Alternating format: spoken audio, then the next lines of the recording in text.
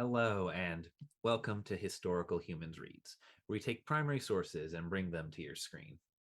I'm Colum Coleman, and today we are reading from the Compendium of Chronicles by Rashid Al-Din. The Compendium of Chronicles was perhaps the first attempt to write a true world history. Written for the Mongol Il-Khanate of Iran during the early 14th century, it contains the histories of the Mongols, India, China, and the Franks. The original manuscripts are beautifully illustrated, drawing artists from across the Mongol Empire, the largest land empire the world had ever known, to add to it. Today we will be reading from the history of Ogatai Khan from the Compendium of Chronicles by Rashid Al-Din. With that, let us begin. Khan was imbued with the fairest of dispositions and the noblest of qualities and customs. He was always exercising the utmost generosity and liberality towards all classes of men. The love of justice and bounty had gained such mastery over his nature that not for the twinkling of an eye would he neglect the spreading of equity and the diffusion of beneficence. Sometimes the pillars of state and the great men of the court would object to his excessive generosity, and he would say, "It is known of a certainty to make all that the world is faithful to none, and that wisdom requires a man to keep himself alive by the perpetuation of a good name. Lasting fame has been called a second life. This treasure is enough for thee like good works that abide." And whenever the customs and usage of the sultans and kings of olden times were mentioned, and reference was made to their treasures, he would say, "Those who strove after these things were devoid of their share of intellect, for no difference can be imagined between buried treasure and dust, both being of equal advantage. Since it will be impossible to return from that other world, we shall lay down our treasure in the corners of men's hearts, and whatever is ready and present or may come to hand, we shall give it all to our subjects and to petitioners, so that we may store up a good name." To confirm these statements that had been made in brief regarding his deeds and words, a few anecdotes will be recounted in detail, being one out of 1,000 and little of much. It is the Yasa and Yusun of the Mongols that in spring and summer no one may sit in water by day, nor wash his hands in a stream, nor draw water in gold and silver vessels, nor lay out washed garments upon the plain, it being their belief that such actions increase the thunder and lightning, which they greatly dread and shun. One day, the Khan had been hunting with Chagatai, and as they were returning, they beheld a Muslim sitting in midstream washing himself.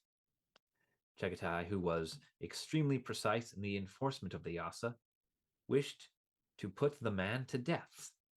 But Khan said, "Today it is late and we are tired. Let him be held in custody tonight, and tomorrow he can be tried and punished."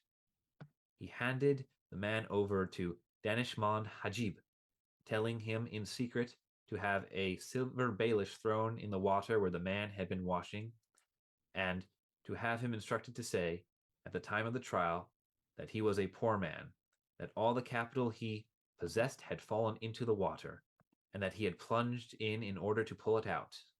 On the next day, at the time of the examination, the man had recourse to this excuse, and some persons were sent to the place and found the bailish in the water.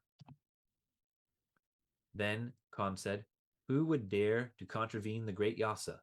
But this poor man, because of his great distress and helplessness, has sacrificed himself for this wretched amount." He pardoned him and commanded that he should be given 10 more bailish from the treasure, and a written statement was taken from him that he would not commit a similar action again.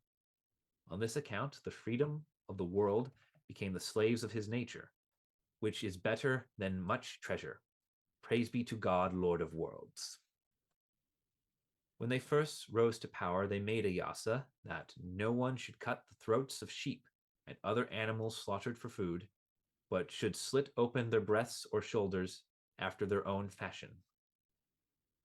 A Muslim brought a sheep in the market and took it home, closed the door securely, and slaughtered it inside after the Muslim fashion. A Kipchak had seen him in the market and had followed, watching him. He climbed onto the roof, and when the Muslim drew the knife across the sheep's throat, he leapt down, bound him, and dragged him off to the court of Khan. Khan sent out officials to investigate the matter.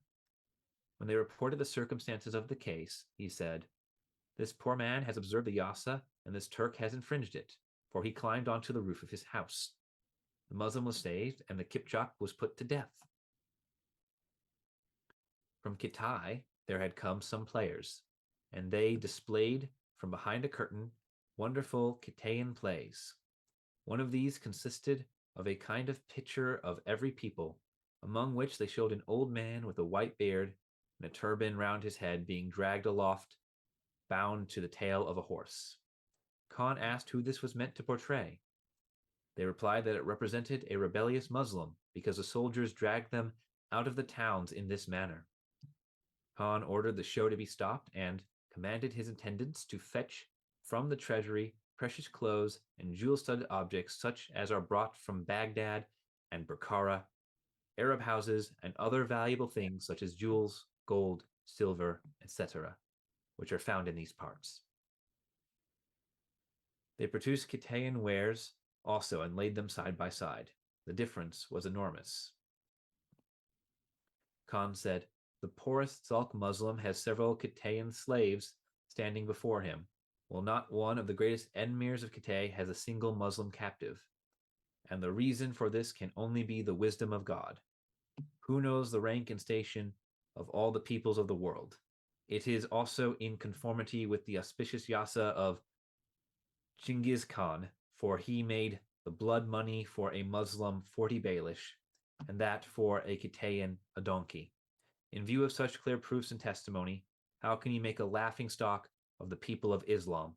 You ought to be punished for your action, but this time I will spare your lives. Depart from my presence and do not commit such crimes again." This has been an excerpt from the Compendium of Chronicles on Historical Humans Reads. If you enjoyed the video and would like to hear more excerpts from original texts, please subscribe to be notified of the next. If there is work you would like to hear, be sure to like the video and leave a comment listing it below. Thank you for listening.